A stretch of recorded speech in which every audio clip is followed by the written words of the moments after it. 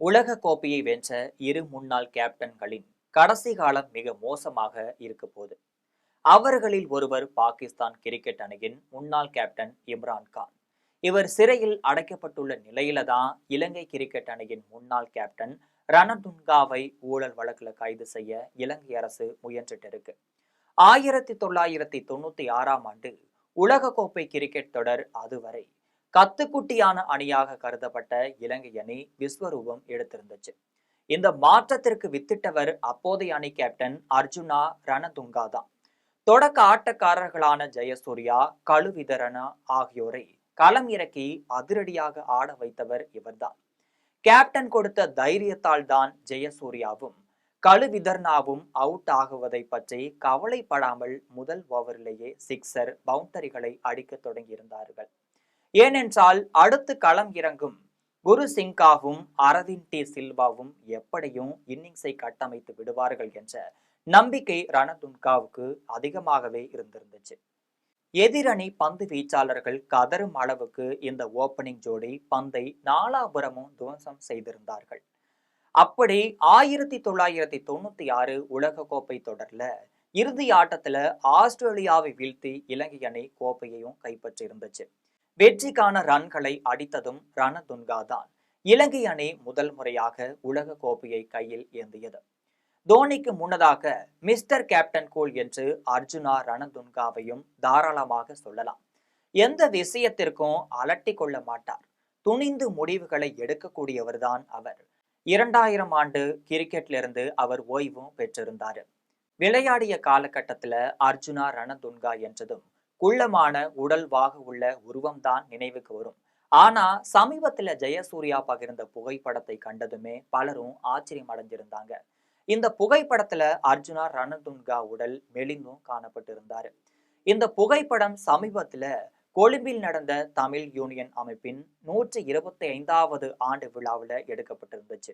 இந்த நிகழ்ச்சியில அர்ஜுனா ரணதுங்கா, அரவிந்த் டி சில்வா, முத்தையா, முரளிதரன், ஜெயசூர்யா ஆகியோரும் பங்கேற்றிருந்தாங்க. இந்த புகைப்படத்தை பார்த்த பல ரசிகர்களுக்கும் இது ரணதுங்காவா என்று நம்ப முடியாமல் கேள்வியும் எழுப்பியிருந்தாங்க. அவருக்கு எதுவும் உடல்நல பாதிப்பா என்று சந்தேகங்கள் துளைத்திருந்தாங்க. சிலர் இப்போது 20 வயது குறைந்தது போல ரணதுங்கா காணப்படுகிறார் என்றும் பாசிட்டிவாக கமெண்ட் செஞ்சுட்டு இருக்காங்க. அர்ஜுனா ரணதுங்கா கடுமையான உழைப்பின் காரணமாகவே தனது உடல் எடையை குறைத்திருக்காரு. தான் விளையாடும் காலகட்டத்திலேயே உடல் எடை காரணமாக பல பிரச்சனைகளை அவர் எதிர்கொண்டிருந்தார்.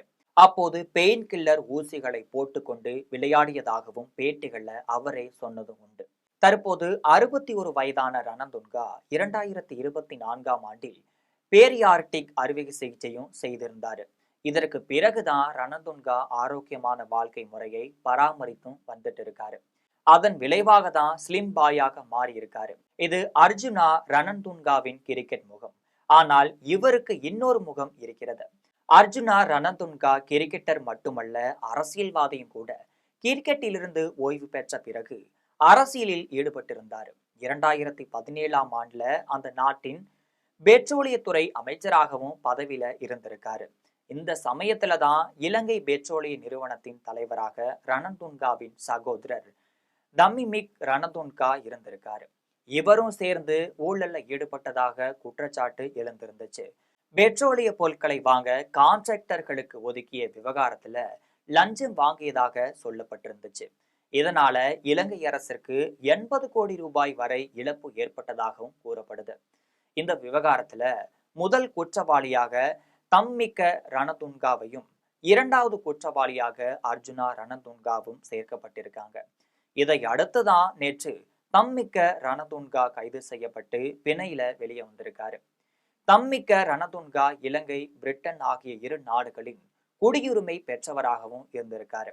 இதனால வெளிநாடுகளுக்கு தப்பிவிடும் வாய்ப்பு அதிகமாகவே இருந்திருந்துச்சு.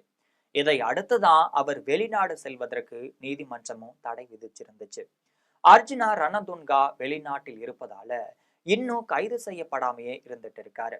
இலங்கை திரும்பியதும் அவர் கைது செய்யப்பட வாய்ப்பு அதிகமாகவே இருந்துட்டு இருக்கு. அர்ஜுனா ரணதுங்காவிற்கு மற்றொரு சகோதரர் பிரசன்னா ரணதுங்காவும் இலங்கை சுற்றுலாத்துறை அமைச்சராகவும் இருந்தார். இவரும் இன்சூரன்ஸ் மோசடி வழக்குல கடந்த மாதம் கைது செய்யப்பட்டார் என்பது குறிப்பிடத்தக்கது. பொதுவாகவே இந்தியாவை தவிர நமது அண்டை நாடுகளில் அரசியலில் குதிக்கும் கிரிக்கெட்டர்களுக்கு நேரம் சரியில்லை என்றே சொல்லதான் தோன்றுகிறது. 1992ஆம் ஆண்டு பாகிஸ்தானுக்கு உலக கோப்பையை வென்று கொடுத்தவர் இம்ரான்கான் தான். உலக கோப்பையை வென்றதும் இம்ரான்கானின் இலக்கு வேறாக இருந்தது. சரியாக திட்டமிட்டாரோ என்னவோ அரசியல்ல இறங்கினார் இம்ரான்கான். பாகிஸ்தானில் இவரது கட்சியின் பெயர் பாகிஸ்தான் தெஹ்ரி இ இன்சாப் என்பதாகும். கடும் போராட்டத்திற்கு பிறகு 2018 ஆகஸ்ட் 17 அன்று இம்ரான்கான் பாகிஸ்தானின் 22வது பிரதமராகவும் பதவியேற்றார். பாகிஸ்தான் பிரதமர் பதவி பஞ்சு மெத்தை கிடையாது. ஏகப்பட்ட பிரச்சனைகள், உள்நாட்டு தீவிரவாத அச்சுறுத்தல், எல்லை பிரச்சனை என முள்கிரீடத்தை தலையில் வைத்திருந்தார் இம்ரான்கான். எந்த பிரதமரும் பாகிஸ்தானின் 5 ஆண்டுகள் முழுமையாக ஆட்சி செய்ததே இல்லை என்ற சோக வரலாறு அந்நாட்டிற்கு இருந்துட்டு இருக்கு. இம்ரான்கான் மட்டும் அதற்கு விதி விலகுவாரா என்ன? 4 ஆண்டுகளை கூட முழுமையாக ஆட்சி செய்வதற்கு முன்பே நெருக்கடிகள் சூழ்ந்திருக்கு. உடனிருந்த கட்சிகள் ஆதரவை வாபஸ் பெற்று நம்பிக்கையில்லாத தீர்மானத்திற்கு பிளான் போட ஆட்சியை கலைத்து விட்டார் இம்ரான்கான். தொடர்ந்து இம்ரான்கான் மீது ஊழல் வழக்கு தொடுக்கப்பட்டு பலமுறை கைதும் செய்யப்பட்டிருந்தார். உச்சகட்டமாக அரசின் ரகசியங்களை கசியவிட்ட வழக்குல 14 ஆண்டுகள் சிறை தண்டனை விதிக்கப்பட்ட இம்ரான்கான் தற்போது ராவல்பிண்டி அடியாலா சிறையில அடைக்கப்பட்டிருக்காரு. அவரை பாகிஸ்தான் அரசு கொலை செய்து விட்டதாக அடிக்கடி வதந்திகள் பரவிட்டிருக்கு.